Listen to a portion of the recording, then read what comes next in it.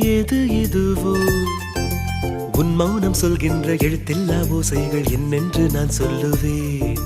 இது அதுவோ இது அதுவோ சொல்லாத சொல்லுக்கு இல்லாத வார்த்தைக்கு ஏதேது அர்த்தங்களே. பெண் தோழன் நான், ஆண் தோழி நீ, நட்புக்குள் நம் காதல் வாழும்.